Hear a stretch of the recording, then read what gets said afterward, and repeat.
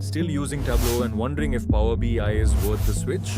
Or confused between Tableau versus Power BI for your business?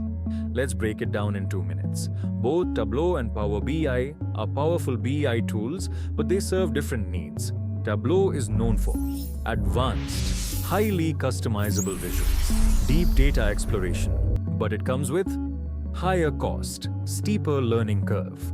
On the other hand, Power BI is designed for business users and teams, faster adoption, seamless integration with Microsoft tools.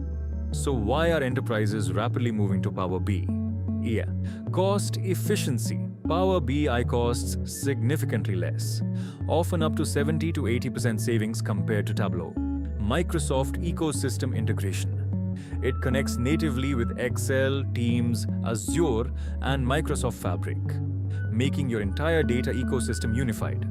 Better governance and security with role-level security, centralized control, and Azure Active Directory integration.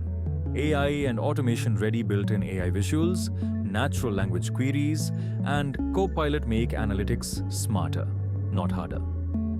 Cloud-first and scalable, perfect for modern data architecture and enterprise-scale deployment.